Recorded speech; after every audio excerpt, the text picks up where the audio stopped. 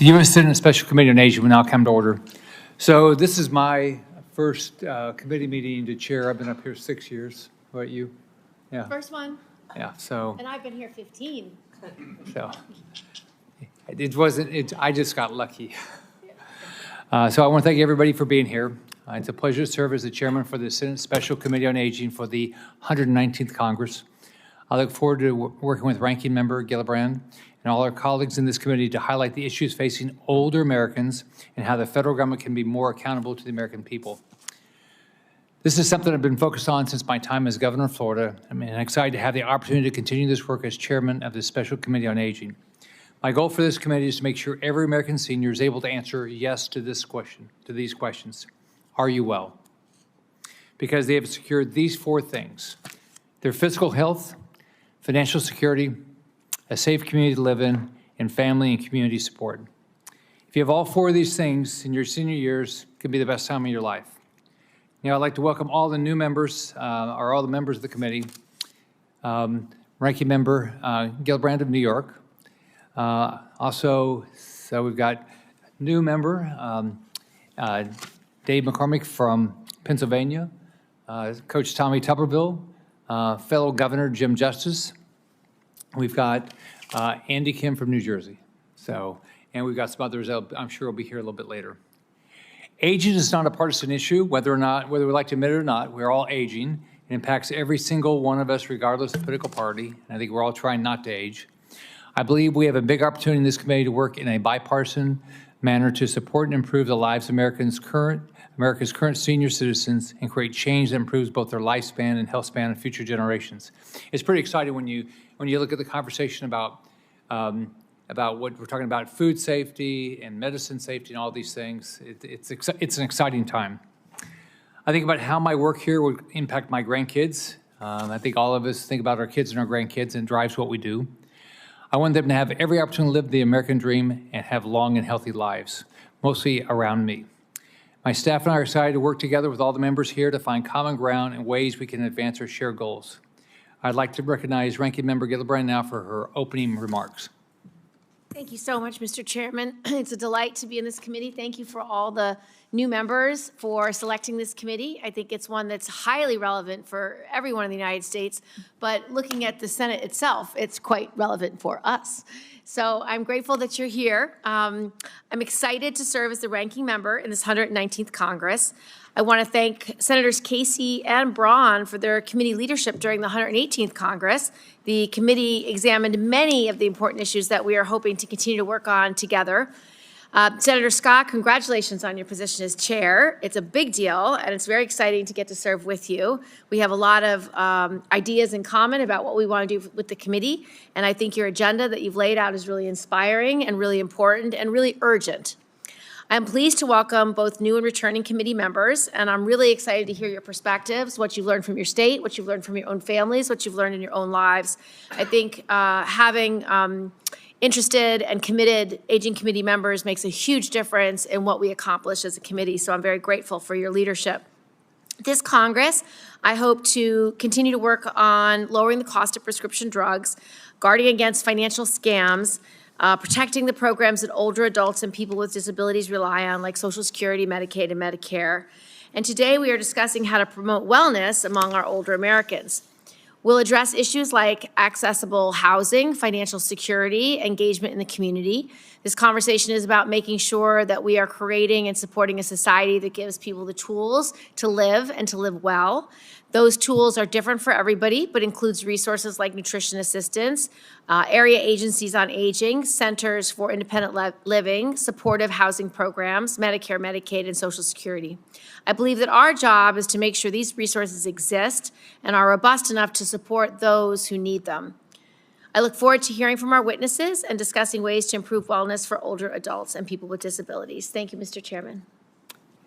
Thank you, Ranking Member Gillibrand. Now I'll introduce the first witness. First, I'd like to welcome Sheriff Bill Promell from Charlotte County. The sheriff serves as the president of the Florida Sheriff's Association and has over 25 years of experience in law enforcement, beginning his career with the Charlotte County Sheriff's Office in 1992. In 2015, when I was governor of Florida, I had the opportunity to appoint him to serve as a commissioner on the Criminal Justice Standards and Training Commission, and he sits as a member of the Officer Discipline Penalty Guidelines Task Force. Thank you for being here to discuss the importance of public safety in ensuring older Americans in Florida and across the nation can achieve wellness in their senior years. Thank you. Chairman Scott, Ranking Member Gillibrand, and members of the committee, thank you for inviting me to testify. Today, I would like to outline ways in which the Charlotte County Sheriff's Office is working to serve and protect our senior population. Charlotte County does have a very large senior population. Our average age is about 58 years old.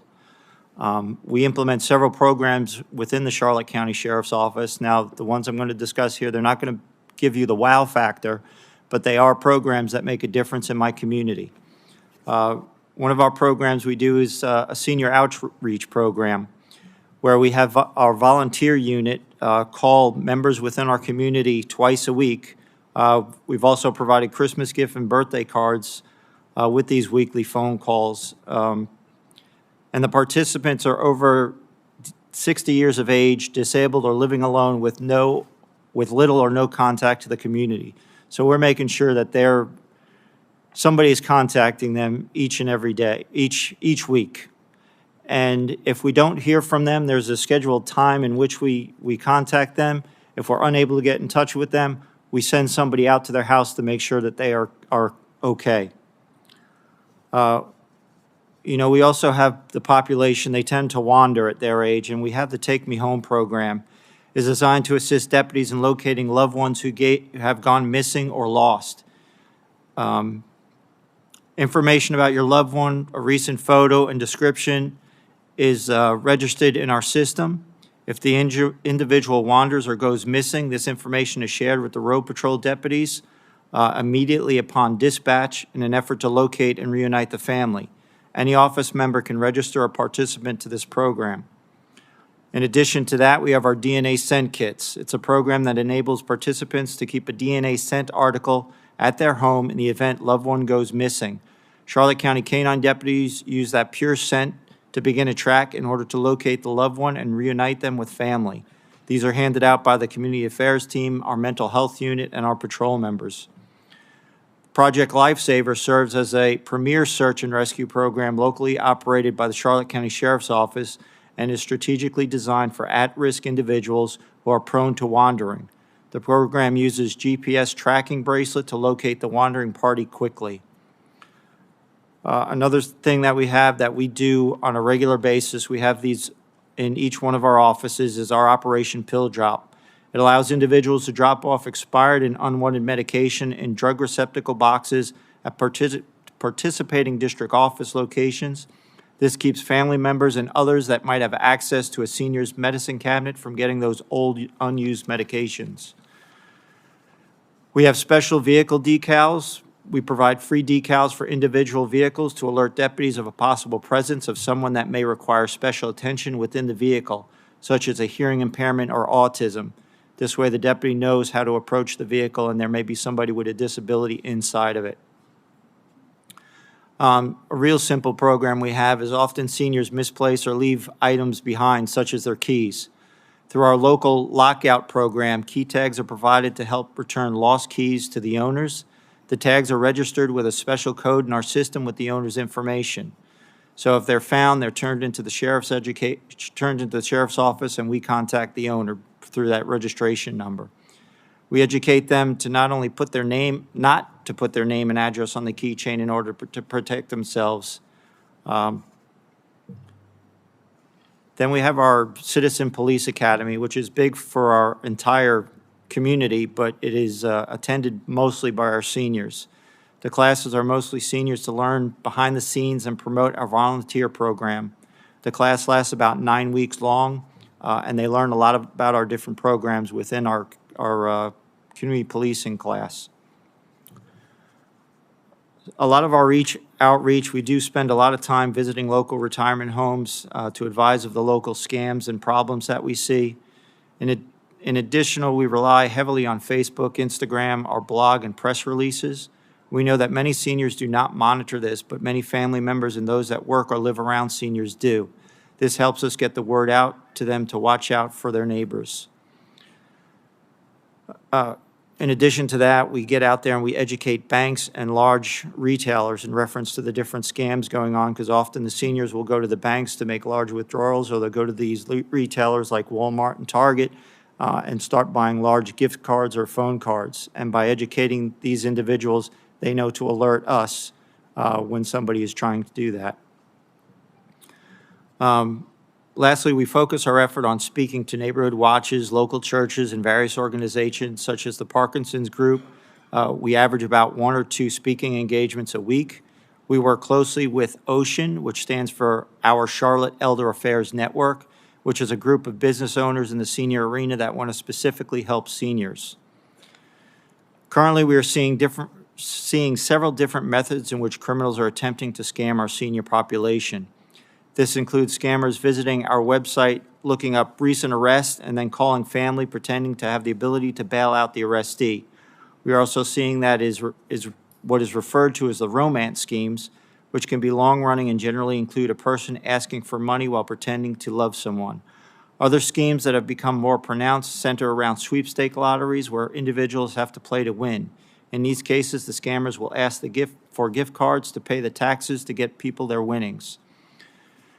The Charlotte County Sheriff's Office is partnered with Charlotte Behavioral Health Care for addition of a caseworker to be assigned to the CCSO. This caseworker receives referrals from deputies who, during the course of their business, identify a senior who might be in need of services, as well as calls from the public. This caseworker will refer and/or provide services through Charlotte Behavioral Health Center and/or make additional referrals to outside entities depending on the elder's needs, or office provides a number of resources, including case management assist by giving brief overview of the program, provide the contact number, and in some cases provide hands-on assistance. Case manager follows up by phone if required, and case manager provides case management contact information for additional assistance if needed. Some of the organizations we use are home care providers, transportation, family service center, St. Vincent de Paul, Active Age, it's a daytime senior care, senior placement services, social service resource center, Florida Rural Legal Services, Meals on Wheels, Senior Friendship Meals, CapTel, Dementia Alzheimer's Caregiver Support Group, and the Dubin Center, which is also a support group for caregivers. And we have more than 90 partners that provide an array of services to our seniors and disabled. The needs of our seniors are not one-dimensional. If there's a need and we can't provide it, we find somebody that can. And I think by a lot of the programs we do, we hit those 4 bullet points that you mentioned earlier when you opened. So thank you, Chairman Scott and Ranking Member Gillibrand, for holding this hearing and focusing on senior population. I look forward to working with members of this committee to develop proactive and effective ways to protect our communities from crime. Thank you, Sheriff. Now I'd like to recognize Ranking Member Gillibrand to introduce the next witness. Thank you, Mr. Chairman. Maria Alvarez is the Executive Director of the New York Statewide Senior Action Council, Inc., a grassroots, consumer-directed, and governed nonprofit that has been serving communities for over 52 years. She's worked with senior citizen groups as an organizer, advocate, and director of housing and caregivers program for over 30 years. She's designed and implemented educational, social service, and leadership programs for older adults. And she's worked with me on my working group on aging, contributing to important policy priorities. In addition to her work with Statewide, Ms. Alvarez is a board member of Ponce Bank, which serves underserved communities in New York and New Jersey. Under Ms. Alvarez's leadership, Statewide has played a role in bringing awareness to the importance of economic security for elders, age-friendly banking, enacting the New York State Observation Status Law, the Safe Patient Handling Law, and refunding of the New York State elderly pharmaceutical insurance coverage. Recently, Ms. Alvarez has advocated for funding for New York's Patient Rights Helpline and the state's Managed Care Consumer Assistance Program. Under Ms. Alvarez, Statewide's federally funded Senior Medicare Patrol has served to alert and assist millions of New Yorkers to avoid Medicare fraud. Ms. Alvarez has also weighed in with the New York State in favor of home and community-based services through local area agencies on aging. Ms. Alvarez also holds a bachelor's degree from Marquette University and a master's degree in nonprofit management from the New School for Social Research, where she's a Sloan Fellow. Thank you very much for coming today, and thank you for your advocacy and expertise and leadership on such crucial areas important to this committee for the older New Yorkers who are able to age with dignity and security. I'm honored to have taken the time, have you take the time to be my first witness on this committee. Thank you so much, Chairman Scott and Ranking Member Gillibrand, for inviting me here to come speak with you today. As a participant of the White House Conference on Aging in both 1995 and 2005, I can tell you that there have been dramatic improvements in the system of preventive care and health promotion, but we still have a long way to go. With your leadership and advocacy, we can continue to make improvements for the seniors of today and for future generations. Since 1995, the fabric of the older population has changed dramatically. This means that systems to promote healthy aging also need to change and modernize to better serve elders today. There's been a significant increase in the size of the older non-white senior citizen population, which is on pace to make up half of the elderly population by 2060. Fortunately, though, many elderly can remain in the community despite managing multiple chronic conditions. I suggest that one step in the right direction would be to make sure that the 2025 White House Conference on Aging is held to help the country chart a course for addressing the needs of this group, as 20% of this country is now of the age of 65 and over. Prior to 1995, Medicare and most private insurance would cover treatment of an illness, but not cover the cost of the diagnostic test or prevention.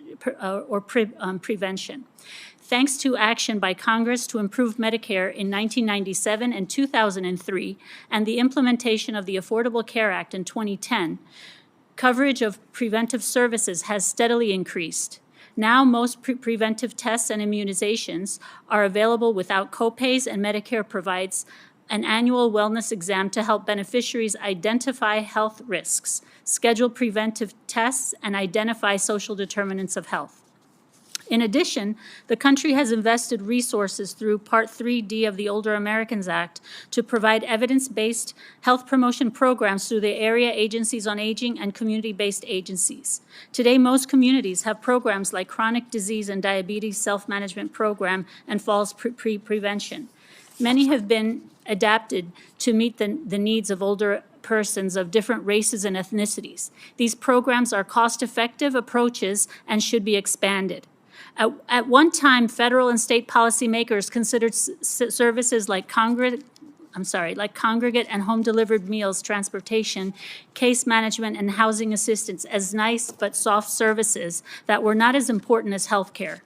It took years of advocacy and research to get the medical system to finally recognize the importance of social determinants of health, which are critical to the ability of older persons to follow needed courses of treatment and maintain healthy lifestyles. These are all important improvements that we can build upon, but we cannot ignore the need to recognize that having health care and preventive services available is not sufficient if they are not affordable or if discrimination, actual or perceived, persists. Many problems still exist. Income security continues to be a problem in a country where there's so much abundance. The reality is that 1 in 3 senior citizens are not making ends meet. Their incomes are under 200% of the federal poverty level, roughly $30,000 a year, and it is not keeping pace with the increasing cost of living. Lest you think that this is only one segment of the population, I will tell you that we increasingly see people who look good on paper, who consider themselves to be middle income, sliding into poverty at dizzying rates.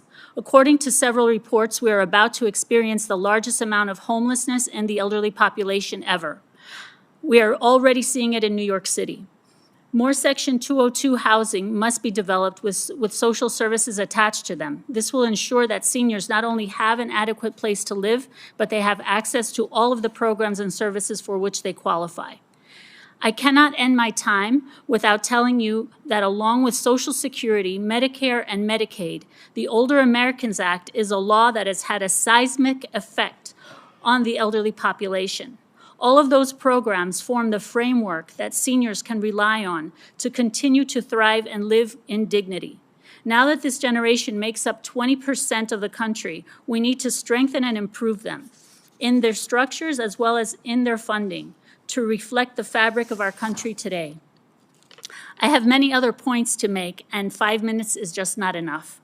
I hope that you ask me about them during the time that we have together and consider us a resource to you in the future. I have also included a full list of programs and recommendations with my formal testimony. Thank you. Thank you, and thank you for being here. Next, I'd like to welcome Dr. Dawn Carr. Dr. Carr is the director of the Claude Pepper Center at the Florida State University and serves as professor of sociology. Her mission as a scholar and gerontologist is to identify and leverage factors that bolster older adult ability to remain healthy and active as long as possible. Before joining Florida State University in 2016, she was a researcher at the Stanford Center on Longevity, a postdoctoral fellow in the Carolina Program for Health and Aging Research at the Institute on Aging at the University of North Carolina at Chapel Hill, and a researcher at the Scripps Gerontology Center. Thank you for being here today to discuss the impact of community engagement on the physiological and emotional well-being of seniors. Thank you, Chairman Scott and Ranking Member Gillibrand and the rest of the committee. It's an honor to be here today and to have an opportunity to share my testimony with you. I am the director of the Claude Pepper Center, and this is a wonderful center at Florida State University that is named for one of the strongest advocates for aging policy in U.S. history, Senator Claude Pepper, and I think he would be very excited about the work that you're doing here today. Today, I'm here to discuss with you the importance of expanding the scope of U.S. aging policy to increase chances that future generations of older adults not only survive into old age, but they can thrive once they get there. Health problems in later life are strongly influenced by events, exposures, and behaviors that occur well before we reach our later years. Although the consequences of regular harmful exposures and habitual behaviors accumulate to erode health over time, there's growing evidence that if we intervene early, we can significantly modify health trajectories. Current clinical care is not designed with this approach, and there will be significant consequences if we do not change our current approach.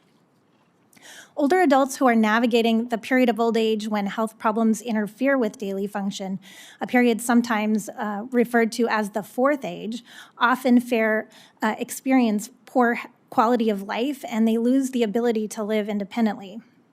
The needs of this group vary starkly with older people who are healthy and able to engage in a variety of active, meaningful, and purposeful social roles.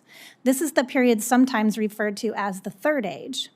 This distinction is important because there are stark differences in the needs of a typical 65-year-old and a typical 85-year-old, but also systematic differences in the health and function of older adults of the same chronological age.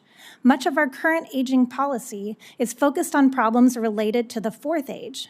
Further, middle-aged adults today face more significant health problems and disabilities than previous generations. In the absence of significant changes, they are likely to face more complex health issues in later life than previous generations, and they are likely to enter the fourth age even earlier. Our society could instead be enriched by a large and growing group of healthy third-agers if we leverage an aging policy framework that emphasizes health maintenance at every stage of life, targeting risks related to aging-associated diseases and disabilities, engages older adults' unique strengths that benefit society, and addresses barriers to healthy aging that create inequalities in health outcomes as people age. I believe the following four areas are especially important: employment, social engagement and social integration, health literacy and lifestyle behavior supports, and healthcare access and early treatment. First, regarding employment and financial security, working in later life is protective of health as people move into and through the third age. However, older workers are less likely to be hired, offered opportunities for upward mobility, or offered opportunities for training. In addition, individuals in physically demanding or hazardous jobs are more likely to become disabled or retire early, with significant financial consequences. Implementing health protective occupational interventions where possible and midlife retraining for transitions to new career paths can increase the chance that workers remain healthy and fully employed until they reach full retirement ages. Further, making phased retirement or transitions to part-time work opportunities available to all workers will make it possible to remain engaged in paid work longer. Second, social isolation and loneliness accelerate physiological aging. Isolating older adults within communities is not only detrimental to the health and well-being of older people, it also prevents communities from benefiting from their skills and wisdom. There are very few programs designed to reach isolated older adults. Effective programs like meal delivery programs are low cost and have the added potential of improving access to high-quality, nutritious foods. Expanding these programs is likely to delay onset of disability. In addition, increasing engagement and volunteering not only is health protective, it also helps people of all generations work collectively to solve social problems. Investing in volunteer infrastructure is not only beneficial to health outcomes, it can provide exponential returns economically. For instance, the Senior Corps volunteer programs have shown an estimated return of between $3.50 and $5.08 for each dollar invested, with the added bonus of reducing burden on the healthcare industry.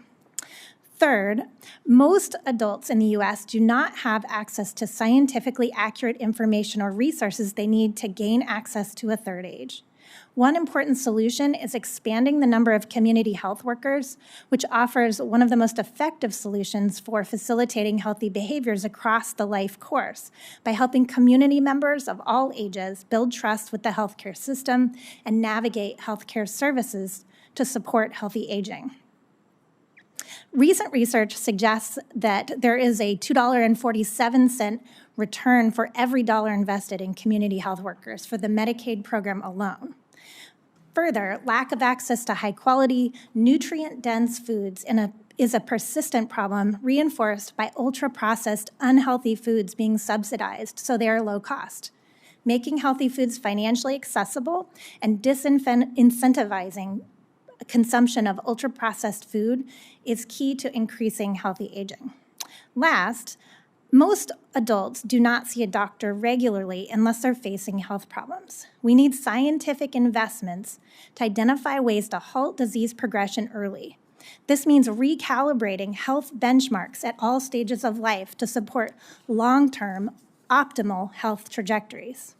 For instance, aggressively treating metabolic and lipoprotein health in middle-aged adults has been shown to reduce risk of dementia, diabetes, heart disease, and cancer, the most costly and consequential aging-associated health conditions. This approach will require more frequent interactions with healthcare providers, but it has potential to significantly pay off. A recent study showed that a metabolic and lipoprotein pharmaceutical intervention provided a 5-year return on investment of nearly $10 for every dollar invested. In conclusion, to build a future that is enriched by a robust population of healthy third agers requires us to expand our aging policy priorities to intervene during critical inflection periods so we can modify health trajectories and bolster physiological resilience as we age. If it becomes possible for all adults to remain productively and socially engaged in meaningful ways into late life, old age could become a period of life that we all look forward to and our society as a whole will benefit. Thank you. Thank you, Dr. Carr. Next, I'd like to recognize Dr. Susan Hughes. Dr. Hughes is a professor at the School of Public Health and directs the Center for Research on Health and Aging at the University of Illinois at Chicago. Dr. Hughes is a gerontologist and health policy analyst whose research focuses on the design and testing of evidence-based health promotion programs for older adults. Thank you for being here to discuss the impact of physical activity on the overall health of older Americans. Thank you so much, Chairman Scott, and Ranking Member Gillibrand, other members of the committee for this wonderful opportunity to talk with you today, testify today about this very, very important topic of older adult wellness. It's an honor to be here. In terms of my background, I directed the Center for Research on Health and Aging at the University of Illinois, Chicago, where I led 5 successive iterations of our NIA Roybal Center. Like other Roybal centers, we design evidence-based health promotion programs for older adults. Today, I would like to address the limitations of our funding for health promotion programs for older adults and strongly recommend the use of Medicare for that purpose going forward. Medicare, as everyone knows, is a wonderful program, served, millions and millions of people and greatly improved access to acute, subacute care.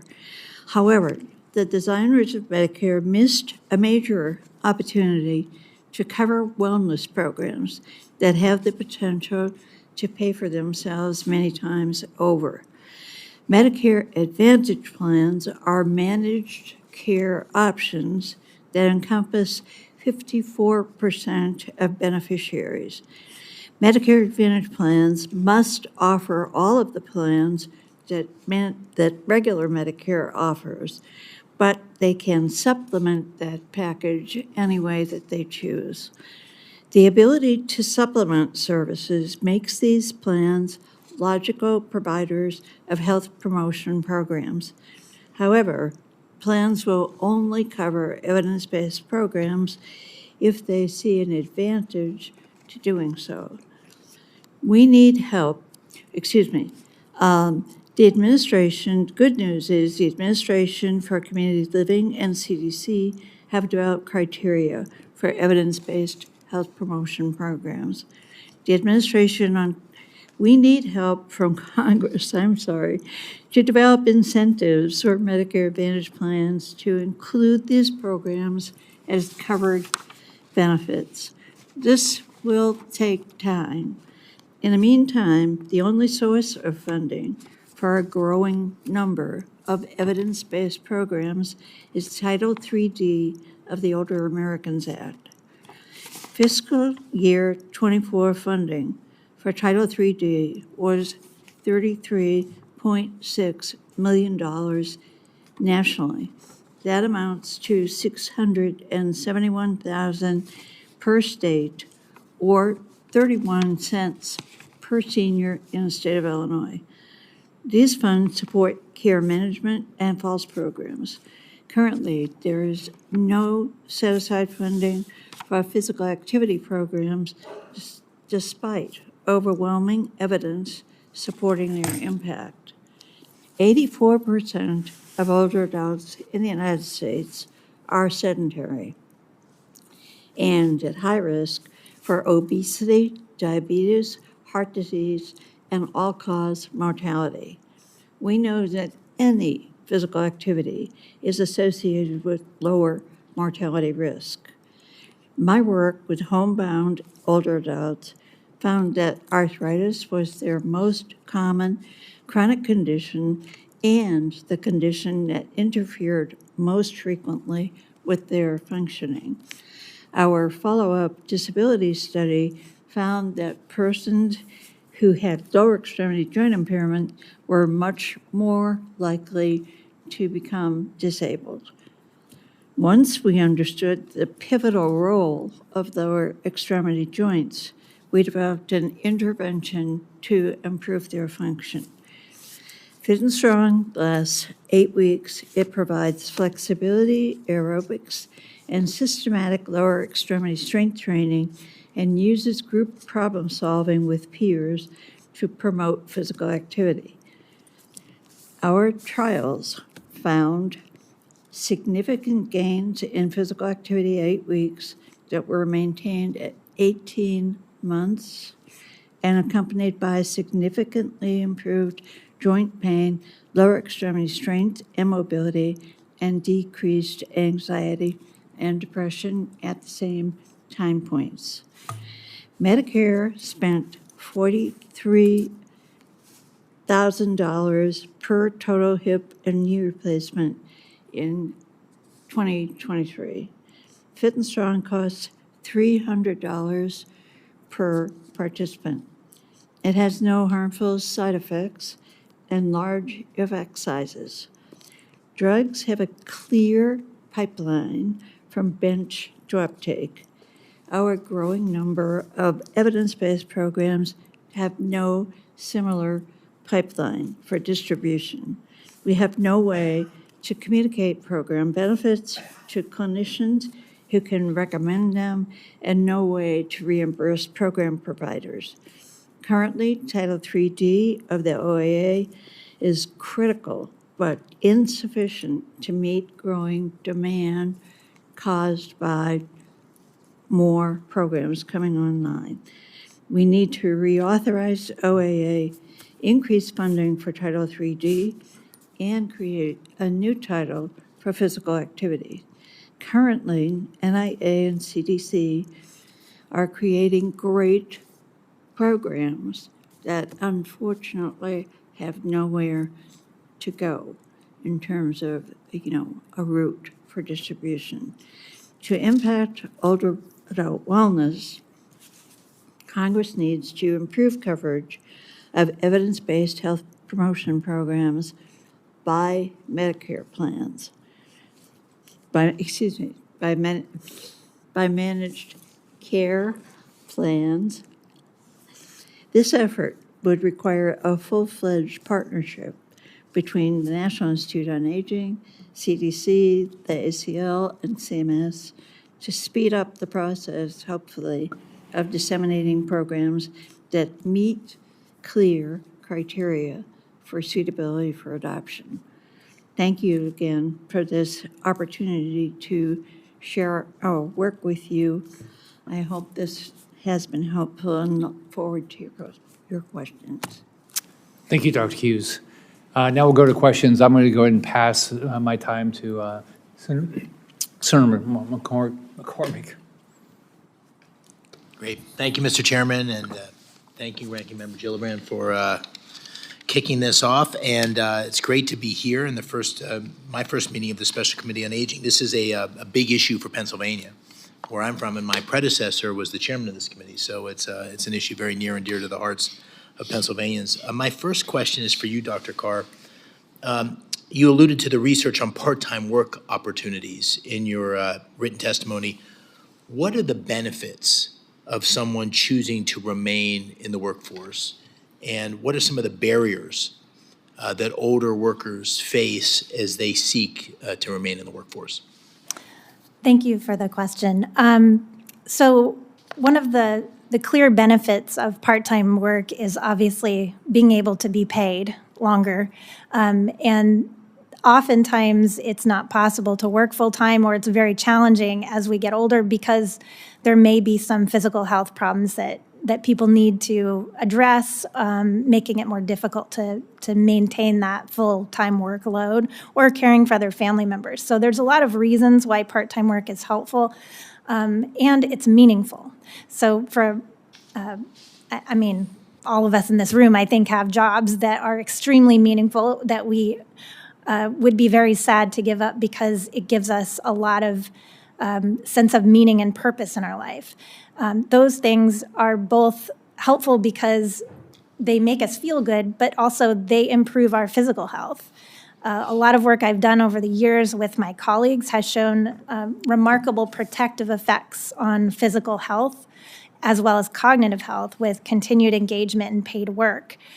So that alone, I think, is an important piece by itself. And we also find that the health effects, health benefits of working are roughly the same for part-time work and full-time work as we move into later life. So if you think about effect sizes, part-time work is quite potent in lots of ways. Regarding the barriers that you mentioned to continued part-time work, there's a lot of different kinds of things, and certain groups of people face more barriers than others.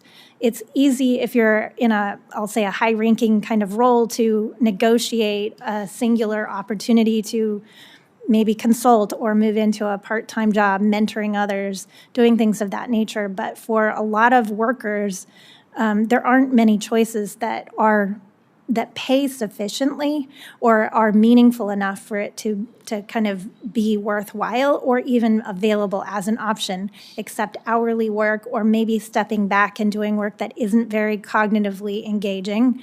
And so that lack of opportunity, we don't have a lot of I'll say, institutionalized opportunities for people to take on or transition to an intended part-time role. It's more haphazard or one-on-one basis. Yeah. Thank you. Sheriff, a question for you about, you made mention of scammers taking advantage of all of us, but in particular focusing on the elderly. What are some of the protective measures that you would recommend, particularly for hoaxes that are telephonic? What can people do to protect themselves and recognize the potential scam call? Well, you know, the best defense is a better offense, because we got to get out in front of this, because a lot of these scams are very, very difficult to track down. Many of your offenders are not just outside your state normally, but they're outside the country. What we try and do, especially like with the jail scam, your IRS scams, things like that, is we try to give, tell everybody to give a safe word. So this way, if somebody's calling you saying, hey, little Johnny, I'm arrested in jail, I need bail money, there's some sort of safe word that they both know that person is going to use, so that if the scammer, of course, isn't going to know that safe word, so they're not going to know to use it, and the person on the other end will catch on to that and realize it's a scam. But the most part is we just educate in every way possible and to everyone possible, because, as you stated, everyone's being scammed, but our seniors are especially being targeted. Thank you. Thank you, Senator McCormick. Next, I'll turn it over to Ranking Member Gillibrand. I'd like to defer my time to Senator Alsobrooks. Good afternoon. First of all, thank you to Chair Scott and to Ranking Member Gillibrand for convening this really important meeting. I am enthusiastic about joining the Senate Special Committee on Aging and really pleased to be here today. I want to thank all of our witnesses who've come today. Thank you so much for your presentations and your work and all the information that you shared. As the daughter of two aging parents, I have witnessed, like so many, some of the challenges that our seniors face. Our seniors have spent their entire lives, many of them, working to earn benefits such as Social Security and Medicare. And I view these programs as a promise that we have made to our seniors. I am committed to ensuring that every senior, regardless of their background or circumstances, has access to resources and opportunities that they need to thrive.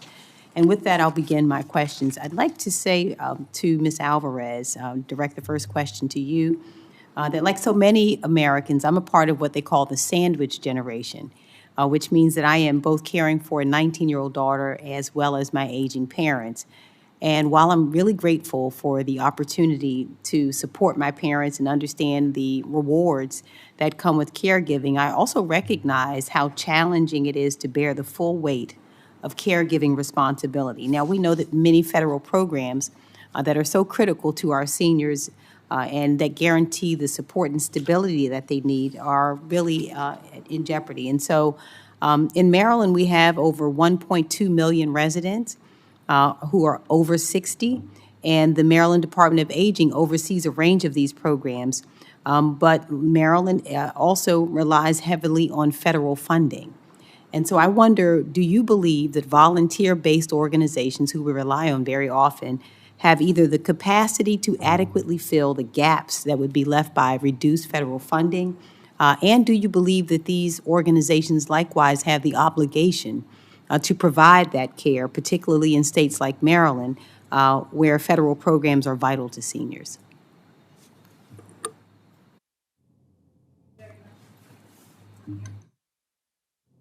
Hello. Okay. Thank you very much for that question.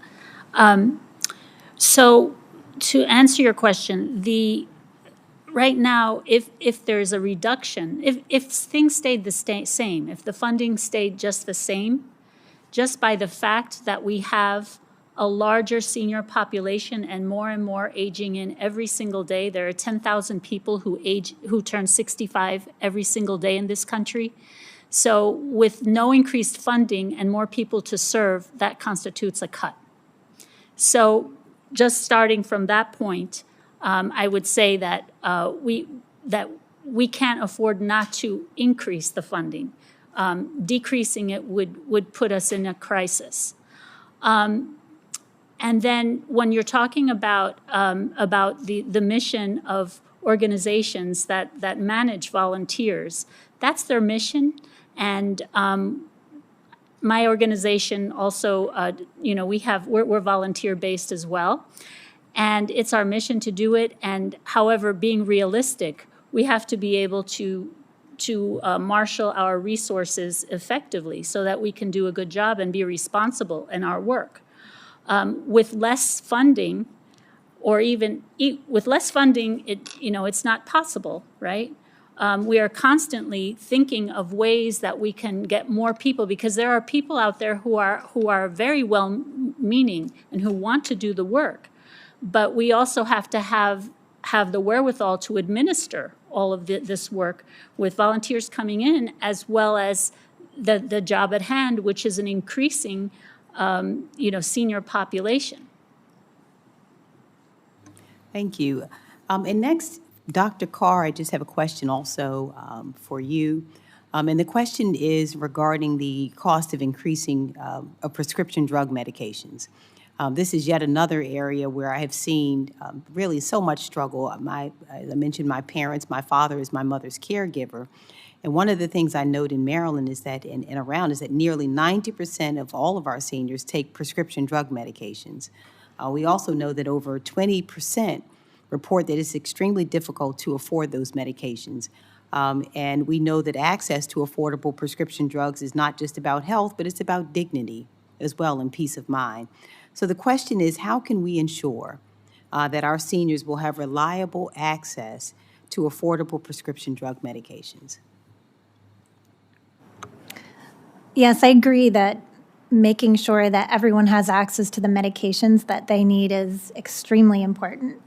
I don't have a clear history of studying prescription drug costs, but I can say that in order for us to be able to maintain a healthy aging population, inadequate access to prescription drugs will undermine our efforts. The scientific advancements in pharmaceuticals are astonishing and playing a big role in helping with prevention at all ages. There's lots of room for pharmaceuticals to play a strong role in coordination with other healthcare efforts to ensure healthy outcomes. In terms of financial supports, it would be largely undermining to the efforts to ensure a healthy aging future if we did not have financial support for all of the pharmaceutical needs of older adults. Thank you, Senator. Now hear from Senator Tuberville. Thank you, Mr. Chairman. Thrilled to be on this committee with you. You laid out a great vision for the committee. Are Americans doing well? We should have some great hearings. I think most Americans would respond to that question with concerns or worries. Americans are not just seniors, are concerned about their safety, health care, finance, nutrition, and stability for communities. The fact that so many Americans are concerned about their general welfare is unacceptable. We live in the most abundant country in the world. Anxieties about things like public safety, harmful chemicals in foods, financial security, and retirement security shouldn't be at the forefront of Americans' minds, but they are. Elites in Washington have ignored these concerns for far too long, and the American people are tired of it. So when President Trump's election, Republicans take back the Senate, we're going to leave no stone unturned, thanks to our chairman. I want to make sure that when Americans are asked about their wellness, they respond with hope and optimism, not fear and anxiety. So I look forward to digging into these with you, Mr. Chairman. It should be fun, should have a good time, and maybe we can make some progress. Sheriff, real quickly, I know you hit the spam and the robocalls. I've gotten several spam texts we've been sitting here. It's annoying, and I'm sure to seniors who are retired, sitting around, they get absolutely sick of it. You've had work with this. What can we do on the federal level to help this? Is there anything that we can do to eliminate some of this garbage? You know, I don't know if we're ever going to be able to eliminate it. because with the AI and with all the different technology that are coming up, they're using technology to commit the crimes, and we're trying to use the technology to catch them now. So we're trying to keep up. Problem is a lot of legislation, both on state levels and federal levels, isn't keeping up with technology. It's years behind. Yeah. So that's a big thing that we need to look at is legislation and technology. You know, when people receive phone calls and all that, now they can spoof numbers, so they can use a number that is very familiar with them. They can, I mean, we have people that use the sheriff's office number when they're trying to do the jail scam, because they can easily spoof the numbers. It's just trying to keep up with technology. We really need to get a handle on it. Yeah. Dr. Hughes, we've got a serious nutrition and wellness problem in this country. Serious. You know, can you speak of the importance of a lifestyle in earlier years to help our young people understand what they're getting ready to get into in later life? Yeah, I think that's a great question. I think we have a real opportunity to educate people, you know, early on, develop a life course perspective to health education, physical fitness, you know, so on and so forth. It's going to be, you know, far more cost-effective in the future if we can get people to adopt, you know, good, healthy nutrition habits, physical activity, other, you know, types of activities that will really, really improve their functioning and quality of life as they age. Yeah. And into old age. You know, our young people don't have as good as we've had it growing up because we use fresh food, vegetables. They eat all this processed food now. I don't know where it's going. I hope we can get a handle on that. I really do. Dr. Carr, whether it be friends or family, is the significance of community and social engagement? Can you repeat that question? What is the significance? I'm going to read it myself. Okay. Again. Whether it be friends or family, what is the significance of community and social engagement? In other words, what can the community do? Not just your family, but your community and your social outcome, you know, boyfriend, girlfriend, husband, wife. I mean, how can that all work together to make us have a better, longer life? Well, it's been very interesting over the last 20 years because I think for the first time, scientific efforts have been able to show that friends matter a lot. Right. The growing research showing mortality consequences of loneliness and social isolation have really accentuated our understanding of why relationships matter. And I think for a long time, things like friendships and family relationships were thought of as sort of soft, not real health behaviors. Make a huge difference. Yes, Yeah. But I think that there's clear evidence, and sometimes when I talk to people and they say, what are the key issues when you think about longevity? And I put social health, broadly speaking, at the top of that list. Yeah. And that isn't just you have a good marriage or you have a few good friends, but the interconnected relationships we have within our community are heavily related to that. So if we're in a community where we belong and we're able to have our needs met and work as part of a team, like I mentioned, I think in my testimony, solving problems together, those are really powerful relationships that help us feel like we matter and we have a place in the spaces that we're in. Yeah. I won't ask this to anybody. I'd just like to put it on the record that, you know, and hopefully we'll talk about this in the future. Americans are suffering from a record-breaking $1 trillion of credit card debt. Trillion.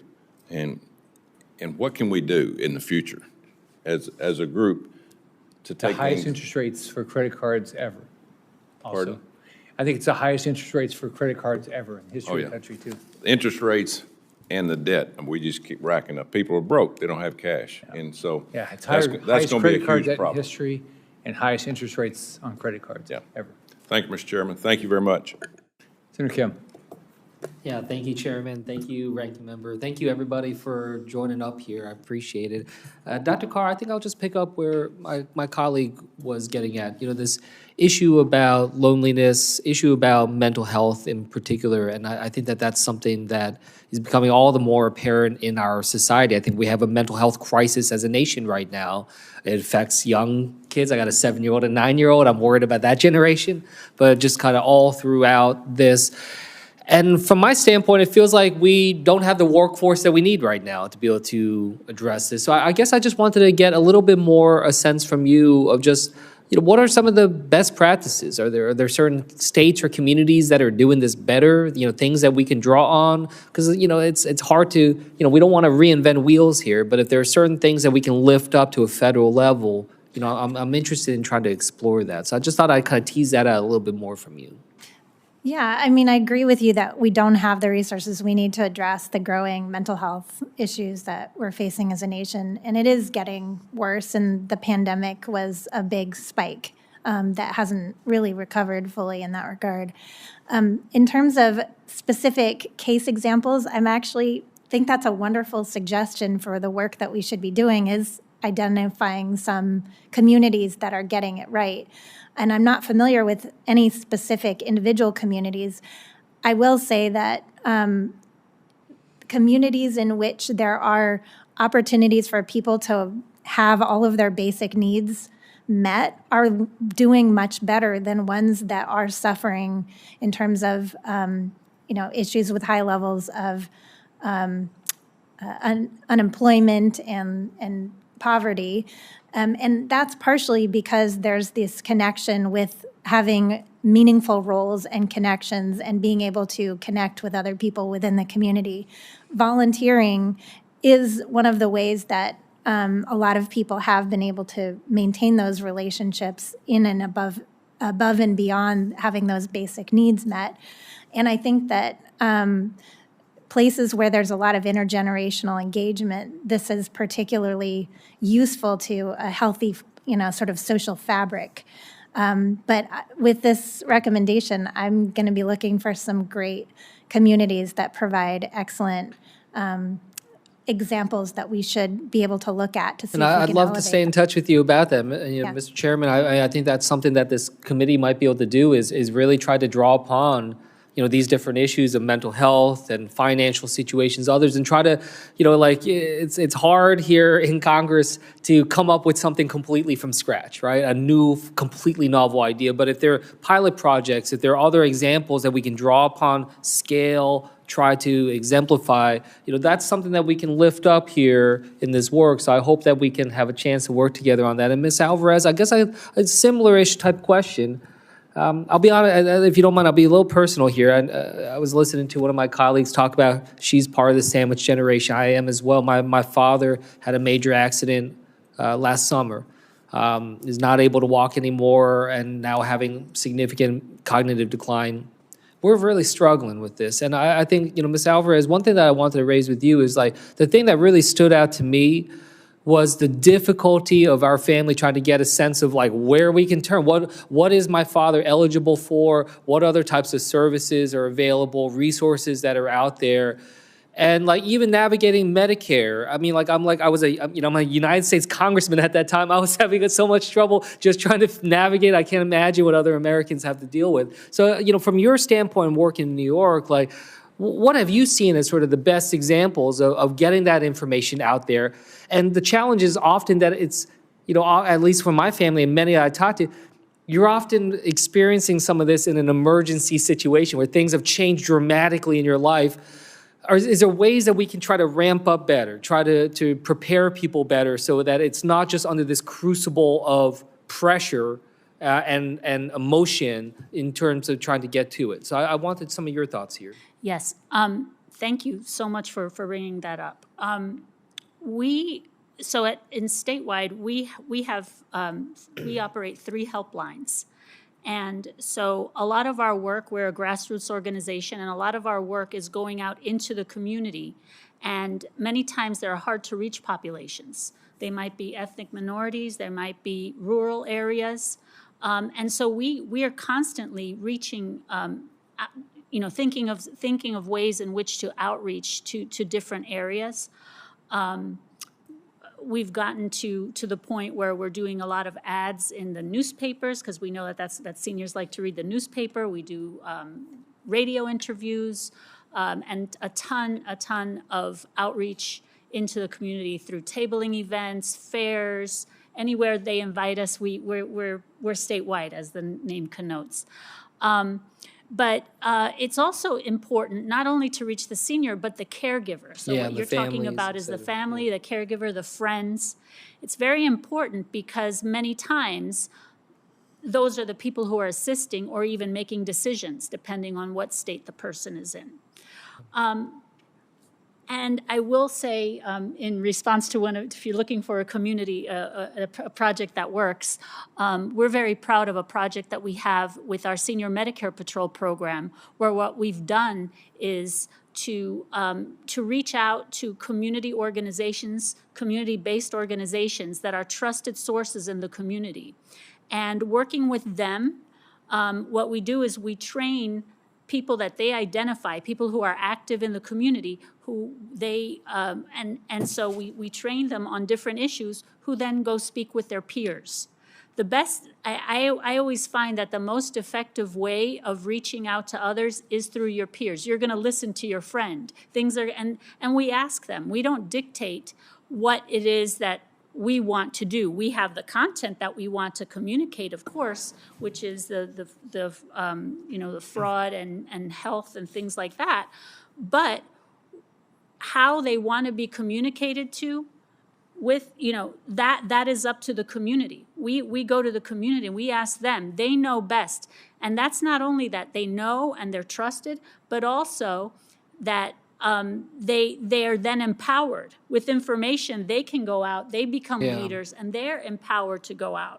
So it's a mixture of a lot of things. And so, and the other thing I wanted to follow up a little bit on what Senator Alsobrooks was. If you don't mind, keep it brief. I don't want to go too long over, otherwise the chairman, I don't want to cause trouble in my first hearing. So yeah, it would be brief. It's on me. The family caregivers, no, it's a statistic, very important I want to say, is that it's family caregivers on an average spend about 20% of their own income on the person that they're caring for the senior. And it's important to, we were talking about financial issues before. It's important to note that, because then that might put the person caring for the elderly person or whoever in jeopardy, and they're not able to build wealth, or they'll be in more debt moving forward, and they'll be worse off than the person they're caring for when they finally need it. That's all I wanted to say. Well, thank you so much. I appreciate you. Senator, you know who should be helping you is your health plan should have a healthcare advocate that should be able to help you navigate that whole system. Yeah. I mean, that most of these, especially these bigger companies, they have a whole program now of advocates that are supposed to be helping. Because how would you know? I used to be in the business, and people call me all the time because I was in the business. But other than that, you're not going to become an expert. Yeah. But that's where it should be done. Senator Johnson. Thank you, Mr. Chairman. As you're well aware, I'm kind of a late entrant onto this committee, and I mainly joined because you became the chair, and I think you laid out a pretty good vision for what you want to do with this committee. It'll come as no surprise to you. I think my committee members will quickly learn that I'm not a real fan of the federal government. I think it causes or exacerbates more problems than it solves. I think the question you'll hear repeatedly out of me, I've certainly heard a lot of support for government programs. I think my overriding question always is, what is the negative unintended consequence of a well-intentioned program? I will lay one out. I'm currently working on a program, or my project. We're trying to make sure everybody's aware of how much the federal government spends. In 2019, total government spending was $4.4 trillion. Then we had the pandemic, shot up to $6.6 trillion. Now, if you're a normal family, if you have an illness, your spending dramatically increases, you get well, you go back down to the previous level. We didn't do that. For the last 5 years, we've averaged $6.5 trillion. Last year, we spent about $7. It's completely unsustainable. The result has been the devaluation of our currency. $1998 is now worth 51 cents. The 2014 dollar is now worth 74 cents. The 2019 dollar is now worth 80 cents. I could ask you the question, you know, how much more devastating is that devaluation of a senior's wealth compared to the loss of one government program? The mismanagement of Social Security is profound. Social Security, when it was first established, I think the retirement age was set at 65 and life expectancy was less than 62. Now, being 69 myself, I'm really glad life expectancy has increased, but with that increasing life expectancy, you end up with Alzheimer's, you end up with more cancers, you end up with some really difficult problems that we're all trying to solve here. I appreciated Senator Tuberville's comment about social intervention or interaction, community. I think that's been a recurring theme, that is like sort of the #1 solution. Strong families, supportive communities. That doesn't come from the federal government. So I guess I just kind of want to at least have everybody think of the federal government programs you're advocating for, the costs of those things, helping drive a $1.8 trillion deficit. I mean, is there, if we want to prioritize spending on seniors, and again, we're a compassionate society, we want to help people who can't help themselves, and seniors are often in that category. What other spending can we put down the priority scale and not do? I have to admit, my mission as a U.S. Senator is to wean as many Americans off government as is possible. So we can rely on our families, we can rely on our communities, because that's really where the solution lies here. I mean, I'll end on this now. I just kind of want your comments. Part of the isolation we're finding is if everybody thinks they can just get a quick check from the government, nobody has to really feel responsible for mom and dad. And so people become more and more isolated the less and less they're connected to their community or even dependent on their family and their community. So I'll start with you, Dr. Hughes. Just can you comment on some of the points I made there? Okay. Thank you. Got to press that button. There you go. Okay, sorry. Tech challenge here. I think that there's a number of, I understand where we're headed, you know, with the current deficit. And obviously, it's not, you know, it's huge. It's not trivial. We have issues with, you know, maintaining Social Security, the future of Social Security. There are also a lot of people out there working on this problem. And, you know, what I've read is that it is not an insurmountable one. There's a group at Boston College that's headed by Alicia Manel, and she's a person who, she's a health economist who has done, she spent her whole life, you know, working on this issue. And, you know, she's basically come up with some relatively, you know, simple, straightforward, you know, ways of kind of getting us. So can I? Yeah, go ahead.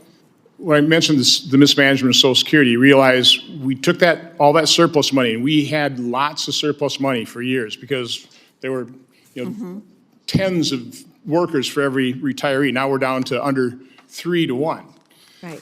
But we didn't invest that money. We spent it. It's gone, and in its place are government bonds, which really have no value to the federal government. Right. Now, had we invested those in something like a Dow Jones index fund, which didn't exist back then, but we'd literally, this is a couple of years ago, we'd have $8 trillion in hard assets. But we didn't do that. We spent it. Right. It's gone. It was mismanaged. Again, that was the federal government did that. And the other unintended consequence of that, we led seniors to believe, boy, just get to the age of 65 and we're going to pay for your retirement. We're going to pay for your health care. I don't know any senior that can really get by on just Social Security benefits. That's a poverty-stricken life. But we kind of lead people to believe that because we really don't educate them. We don't educate our kids. Go, hey, save for your retirement because you're not going to want to live off what Social Security can provide. And oh, by the way, we've kind of bankrupted it anyway, and it's not going to be able to provide all those benefits in about 10 years anyway. Professor Carr. Well, I would I would disagree that the program is going to be bankrupt anyway, respectfully. I think that there are things that we can do to keep the program solvent. I'm unfortunately not a health economist. This is not my area of expertise, but I know there are people out there who are working very hard on this. They have some very good ideas about how, how we can increase the share from people who have more wealth, for example, in terms of their contribution to Social Security. There's, we've already increased the retirement age. There are other things, that we can do along that line as people become, healthier and have longer life expectancy. I think that it's of course, a very, very, very important issue, and one that everybody should be very concerned about and trying and working very hard. I'll just relentlessly point out how the government has screwed it up time and time and time again. And again, the definition of insanity is doing the same thing over and over again, expecting different results. I mean, continue relying on the federal government to solve these problems. I think we have to find different solutions. So thank you, Mr. Chairman. Thank you, Senator Johnson. Senator Kelly. Thank you, Mr. Chairman, and congratulations on your new role, and the same to you, Ranking Member Gillibrand. I'm glad to be returning to the Aging Committee. This Congress, almost 1/5 of Arizona's population is 65 and older, and that number continues to grow. And I think it's pretty simple. Arizona is a great place to live, to raise a family. It's also a great place to retire. It's got great weather, especially this time of year. And I'm looking forward to continuing to work with my colleagues on this committee to make sure that that stays the case. And one of the things we can do is adequately fund senior programs and services, making healthcare more affordable and accessible, and by giving people the ability to choose where and how they age. And I want to take this opportunity to remind any of my constituents who happen to be watching that my office here and in Arizona, we are here to help. And if you need some help with a federal agency, and that includes a problem with your Social Security benefits or an issue with the VA, we're here to help. So please go to my website or give us a call if you need assistance. I know we've got 2 big years ahead of us in this Congress, and I'm looking forward to making some positive change for Arizonans and folks across the country. So my first question here is for Dr. Carr. First I see in your bio that you're an ASU grad. One of my kids went to ASU. The other's at U of A. And in your testimony, you mentioned meal delivery as an example of a low-cost program that has a very valuable impact on older adults, especially those who are socially isolated. And this is something we heard a lot about as we worked on the reauthorization of the Older Americans Act. Many of our area agencies on aging in rural areas of Arizona have a lot of interest in home-delivered meals, and yet they have to put folks on a wait list for these services. And for some organizations, this is the first time they've ever had to use a wait list for meals.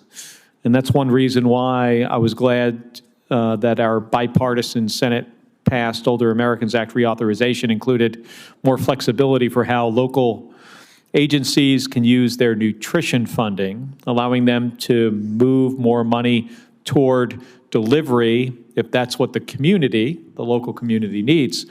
In the same spirit of meeting people where they are, last Congress, then Ranking Member Braun and I introduced legislation to help food banks be able to provide delivery services for the senior food box.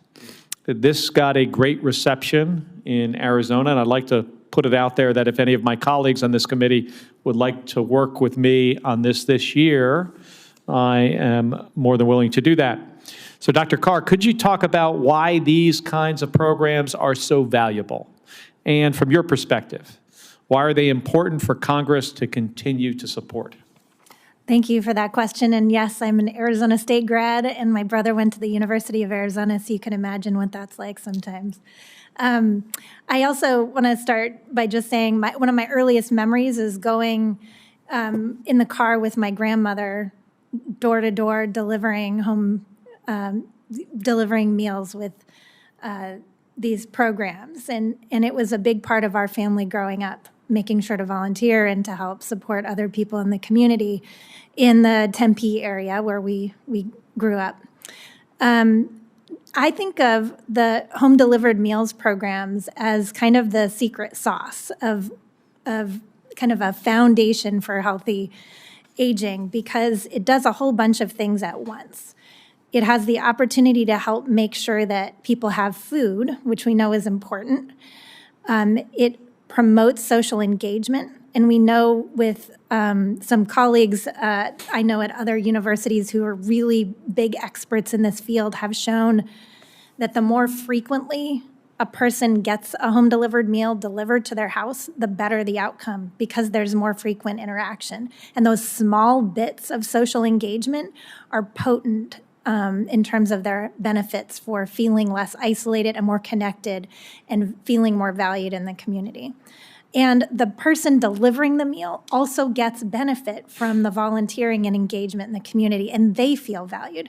So there's almost no program I can think of that has those combinations of things that are so collectively relevant. So I think, if there was a program that could have more impact, I can't think of one that is as inexpensive as this one could be to expand. Yeah, it's interesting. You get a added benefit from doing this. I mean, the food is the goal. I experienced this as I delivered meals during COVID, and I saw, multiple, seniors multiple times, and I could tell that they were getting something out of this beyond just this delivery of lunch and dinner. So, thank you. I'm going to have a couple questions for the record, Mr. Chairman. Thank you. Thanks, Senator Kelly. Senator Warnock. Thank you very much, Chair Scott, and congratulations on holding the first Aging Committee hearing of the year. I look forward to working with you and also with Ranking Member Gillibrand together this Congress.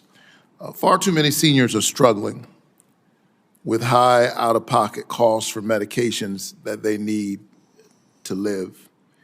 And that's why I've been laser focused on reducing prescription drug costs and improving access to health care. I'm proud that my bill included in the Inflation Reduction Act lowers the cost of insulin to no more than $35 per month of out-of-pocket costs for seniors. And that as of January 1st of this year, seniors will not pay more than $2,000 in out-of-pocket costs for their prescription drug coverage each year. I can tell you as a pastor that I've seen the impact that this has on the lives of ordinary people. I've seen it up close. I'm proud that this spending cap was made possible, again, and included in the Inflation Reduction Act. Dr. Hughes, how does lowering out-of-pocket prescription drug costs actually help seniors who live on a fixed income? I think often in government we talk about these things in theoretical terms, but give us a clear picture of the human impact of this. Well, we all depend right now on prescription drugs. Prescription drugs have almost replaced regular routine medical care in terms of their life-saving and health maintenance effects. So these are a lifeline. And for people who are, because of income constraints, unable to get a medication renewed and/or have to make a choice between rent or food or something else and a needed medication, that shouldn't happen. It shouldn't happen to older adults. It shouldn't happen in the United States of America. And I just think that this Medicare, the Deficit Reduction Act has really just been great in terms of, you know, the prescription, you know, the inflation, excuse me, I've got the words wrong, the Inflation Reduction Act, Sure. okay, has really, really been a great piece of legislation, and I think it has enormous potential to help a lot of seniors. So No, I agree with you. I think it makes a huge difference, and I agree that seniors shouldn't have to choose between prescription drugs, which they need, and food on the table, which they also need. And so I look forward to building on this and working on it, not only as a member of this committee, but also as a member of the Finance Committee, where a lot of these issues related to costs and seniors comes up through the various programs that we have. I'm grateful for Senator Casey's work last Congress to champion the issue of Medicaid home and community-based services. Medicaid provides coverage for home and community-based services that allow older adults and people with disabilities to receive the care that they need from the comfort of their home without going broke, paying for it. However, in Georgia, over 7,000 people are on waiting lists to access these services.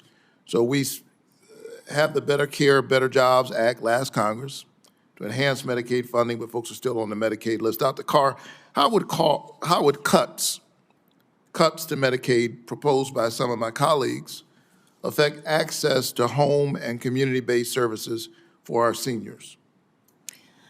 Yeah, so Medicaid and home and community-based services are an actually more cost-effective way to help care for older adults with disabilities than nursing homes. And one of the challenges is if people don't have the care they need, it can spill over onto caregivers, family members who are providing the best care they can, which can be problematic because then they may also be unable to work themselves, which I think has ripple effects that are consequential for families. And then I think we would anticipate that in the absence of receiving care people need at home, they're more likely to go into a nursing home. And even if people do have money saved and they're not yet on Medicaid, within 6 months, they're usually spent down to Medicaid.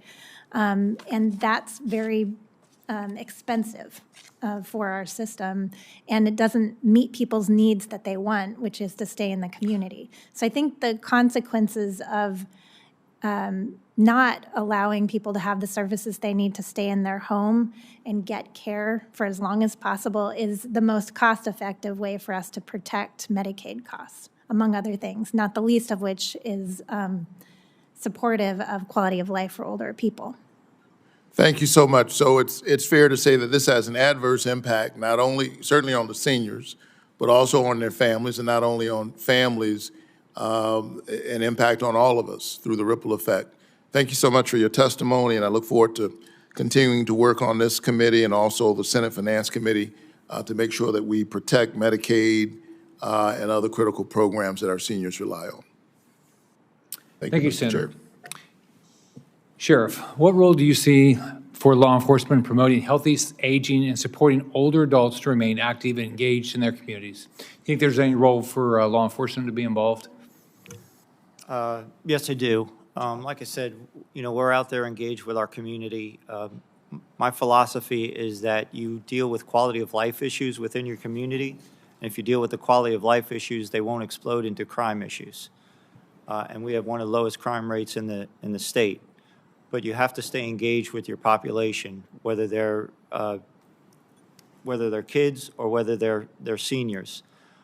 We have a great volunteer program, and we encourage all of our retirees to come join our volunteer program. And we have a volunteer program of about 70 members. So they come in and, like has stated, they have a purpose.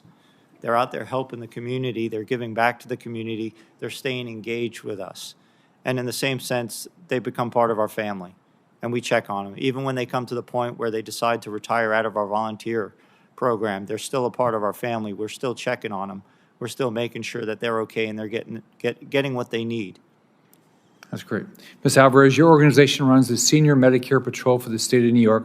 What are some of the fraud trends that you've seen? There's so many frauds that we have a fraud of the month. That's how much fraud there exists. Yeah. Recently we just had the durable medical equipment fraud, where somebody might call you and ask you if you want a back brace. Somebody just calls you on the phone. Well, we know that a back brace is something very personal that should be, prescribed by a doctor that knows you. And then recently we had somebody who received like 50 back braces because somebody got a hold of their Medicare number and charged it to their account. There are other forms of if there's anything happening in society, there's a fraud for it. So, for example, when COVID started, that fraud really skyrocketed. One of the things what they were saying was that if you have, because there's COVID, you'll get a new Medicare card, and we'll send you a test along with it. And we're going to send you a laminated card. We're going to send you all sorts of different frauds. The reality is that there's no new card, right? That you get a card and that's what you have. It goes on and on. Anything that's happening, there's a fraud for it. I always say that while we get up in the morning to do valuable work, a scam artist, that's their job. And if they were doing something productive with their time, they would be very successful.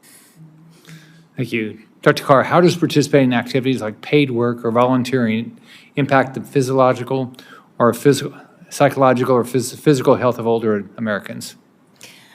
Well, there's a lot of evidence that both are protective of physical, psychological, and cognitive health.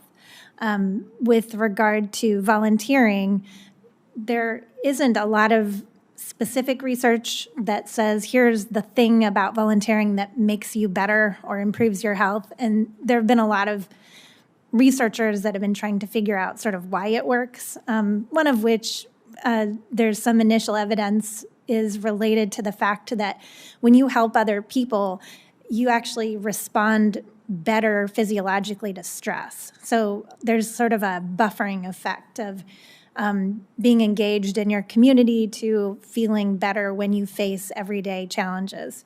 That's not the only issue. Imagine just like working, you're more physically, cognitively, and socially engaged when you're engaged in volunteering. And that is largely the reason why we think that remaining engaged in those activities are so good for your health over time.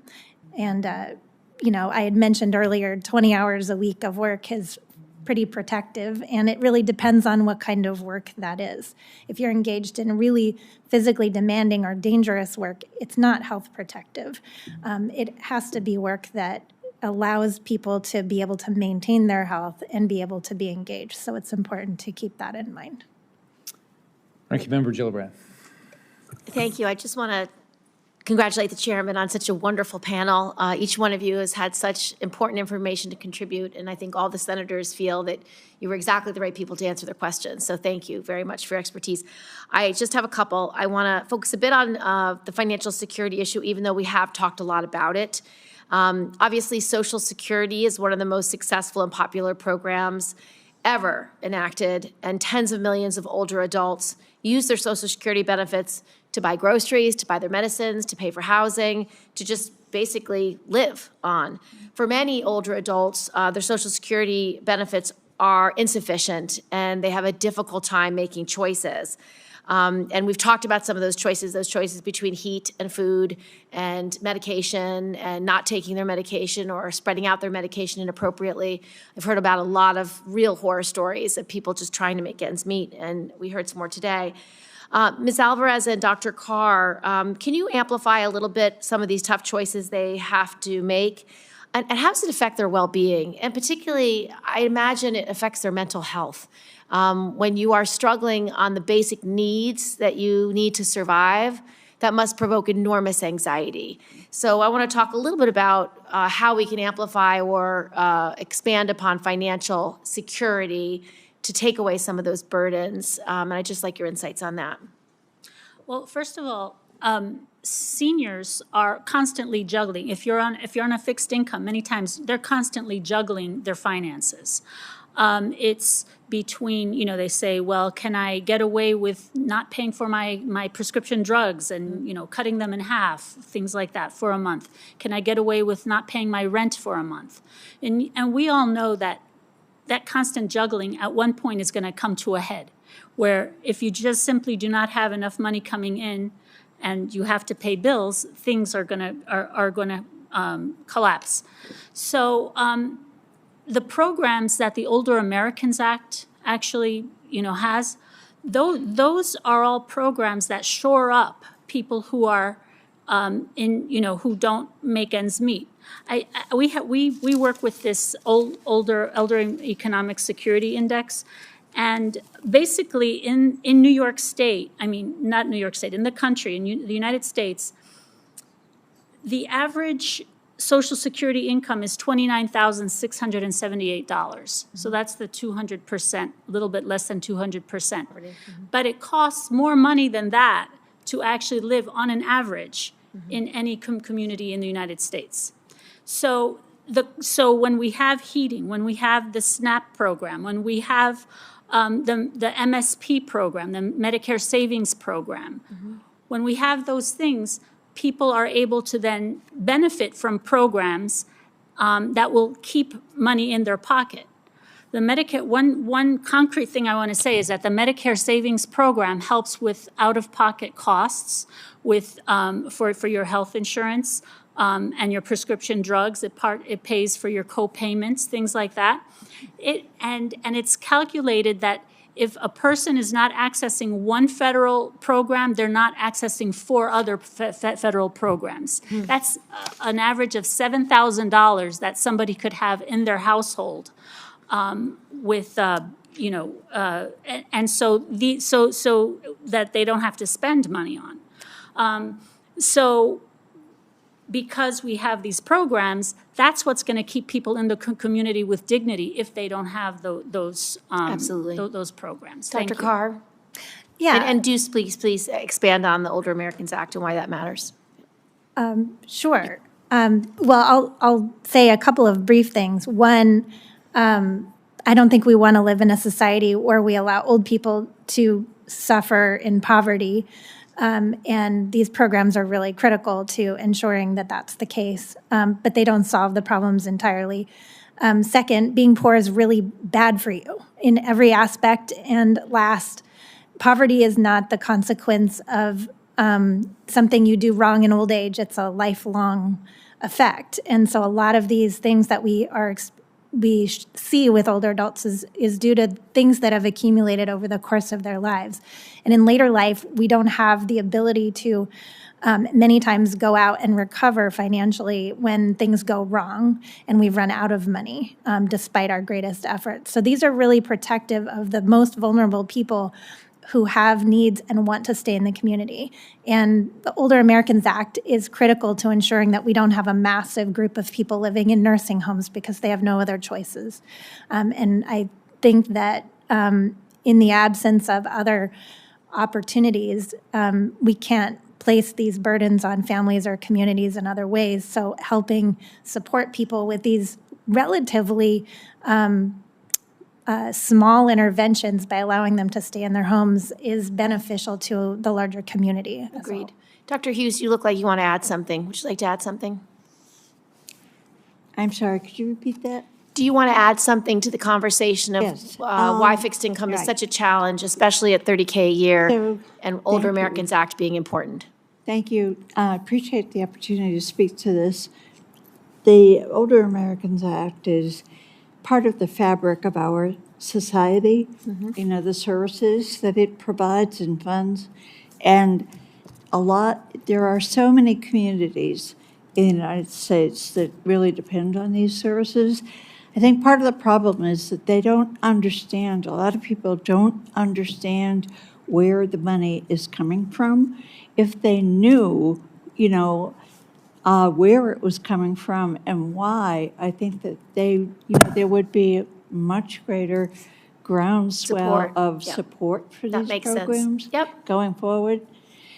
I think that the meals, there's no question about the home delivered meals Yeah. being The huge, best. Yeah. hugely valuable. They were hugely valuable in Illinois during the pandemic. There is research showing that they reduce emergency department use, they improve nutrition, they do all kinds of things. What is really amazing is how much the Older Americans Act has achieved with so little Yes. in terms of resources, okay? Yep. And I think that that's an amazing success story. And my testimony was really attempting to build on that and just, provide more if we could. I agree. Thank you, Dr. Hughes. With the chairman's permission, may I ask Sheriff Pramel one question about fraud? So, Sheriff, I really appreciated your testimony about the work you do in your community, and it is so much appreciated. I've heard so many stories about seniors who have fallen to these scams, the grandchild scam, the IRS scam, the cryptocurrency scam. They're literally endless, and they're heartbreaking because our seniors are duped, and they either take money out of their bank account, they send money through multiple means, but it's so rare that we get this money back. And I've also talked to law enforcement up and down my state and across the country, and they have very few tools to go after these transnational criminals because they're sophisticated criminal networks that are using the internet, using the phone, using data and information like who just got arrested, as you testified. What can we do to crack down on the scams more? And is there any way or anything we should be doing to get justice? Like, let's just say we can't defeat the Chinese network of scammers. Like, should we be doing something to make sure the victim is given some measure of relief? Should we create a fund for that? What would you recommend? Because you're dealing with the crime and not being able to arrest or put someone in jail most times. Yeah, and that's the problem, because like I opened with, is most of your criminals, they're not just outside the state, they're outside the country, and they're outside the reach of local law enforcement. Your federal agencies, they have a little bit more far reach, but they won't touch a case unless it reaches a certain dollar amount, which I understand because their plate's full with all the other responsibilities. Do you know what the dollar amount is? I think it's close to $1 million. Oh, so that's not going to help anybody. No, that's So not every gonna help scam I've anybody. ever heard is a $5,000 scam or a $10,000 scam. I've heard a few where bank accounts have been completely eliminated, but it's usually $100,000 or $200,000. Yeah, it usually doesn't reach that dollar amount, but I understand because you can't flood the FBI and the Secret Service with all these fraud cases either because they have other responsibilities, but the problem is too, is it's heartbreaking because you do see a lot of people, they're duped out of their life savings. They worked hard for that money for retirement, and then now all of a sudden it's gone. And 99% of the time, it's not recovered. You will have some of the financial institutions, very rarely will, depending on the dollar amount, will reimburse the victim partial or all of it, but that's rare. But there is no set fund, at least that I'm aware of, that will help reimburse or get that victim back on their feet. Thank you, Mr. Chairman. Can I just follow up? So I think what Ranking Member Gillibrand and I both care about is all these frauds, right? I was talking to, I don't know who it was the other day, but they said if you go to 50 years ago, whatever time frame, the FBI put a lot of effort into bank robberies and things like that because the local sheriff's offices like yours wouldn't have had the resources to do it. Today, if there was a bank robbery, you don't really need the federal government to help you, I assume, right? So what you really need is you need help on issues like this. So has there been any conversation by law enforcement to say, that was great that the FBI, Department of Justice, whoever, helped us 50 years ago. We don't really need their help anymore. Maybe Union County in Florida does, a small county, but you don't need it, right?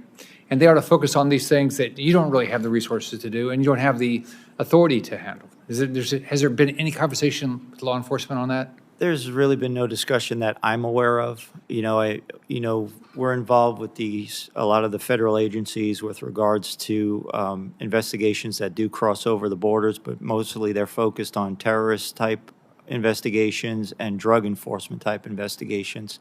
But as for the fraud investigations, we really don't have a task force. They have some task force with the Secret Service, but I don't hear much coming out of it.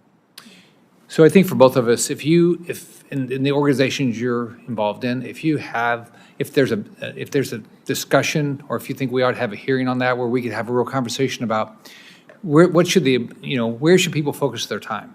Because there's not unlimited dollars. I mean, nobody wants to pay more in taxes, so there's not unlimited dollars. But you don't need all the federal help in your county for a lot of things that they probably want to come and help you on.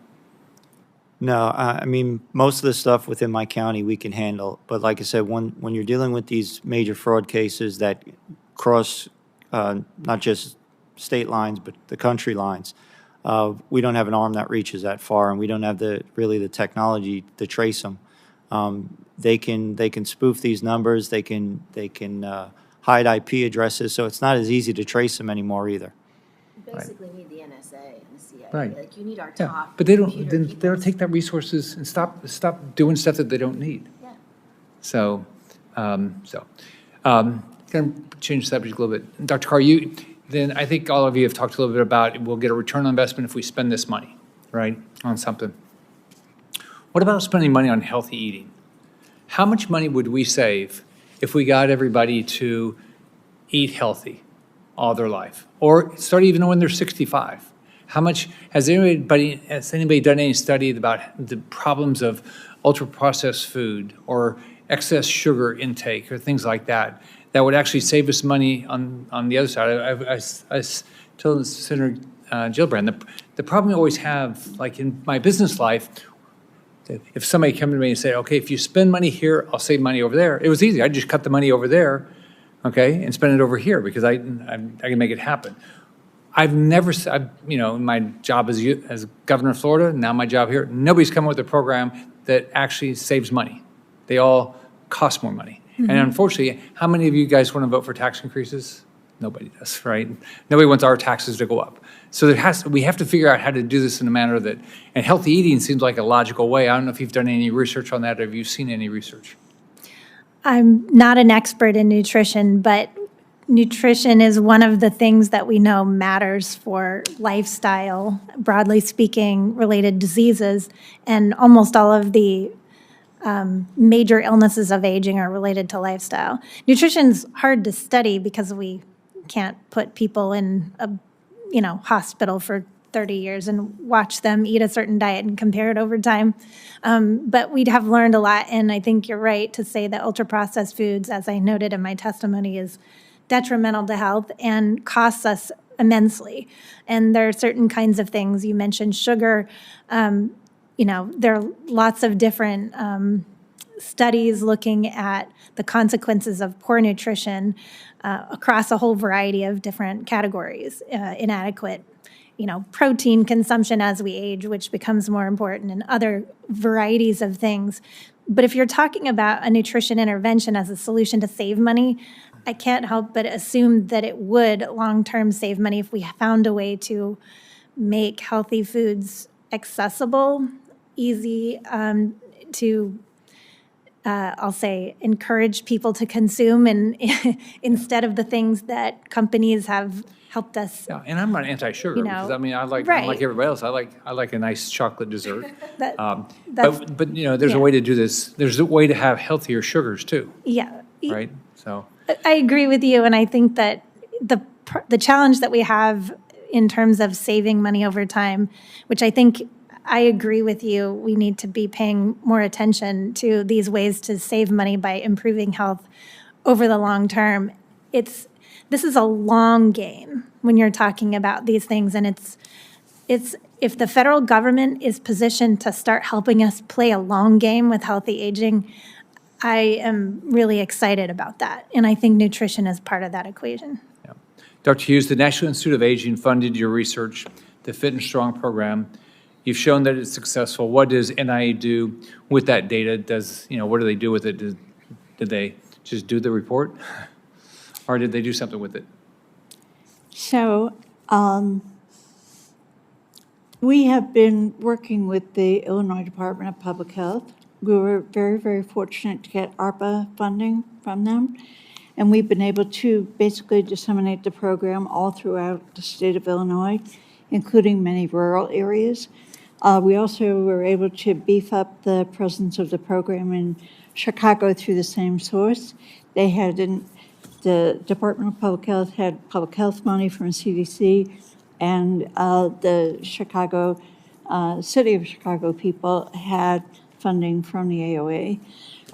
We were able to use that money to get the program out to a lot of people in rural areas, to African Americans, we have a Hispanic version of the program, to people who really, really don't customarily access health promotion programs. In terms of national, we've worked really hard on disseminating the program. We now offer the program in 32 states nationally. Some of that is we had a partnership with the National Recreation and Parks Association to offer the program in collaboration with them, again, with CDC funding. So what I was trying to kind of get at with the testimony is the fact that everybody now who has an evidence-based program, you have to reinvent the wheel. You have to do it like all by yourself, and there's like no playbook, there's no cookbook, there's nothing, to kind of help people who are developing these programs, and they're developing them, to help older adults to improve their wellness, to improve their functioning, spending years, of their lives developing, these programs. And we're in a school of public health. It's just really, really always been important to us.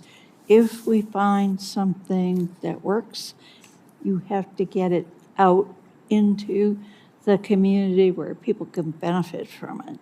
So that's been, kind of the motivating, force for what we do. And I think that this is a very, very important opportunity to think creatively about what we can do to maximize health promotion interventions. We've, for example, came up with a hypothetical case when we had to present before the Boston Consulting Group to get our funding from the Illinois Department of Public Health. We basically said, okay, if we were able to demonstrate a 3% reduction in use of total joint replacement surgery, the program would pay for itself, so over and over and over again. So I think these programs save money and they benefit people, and they're very, very cheap, and people like them. And,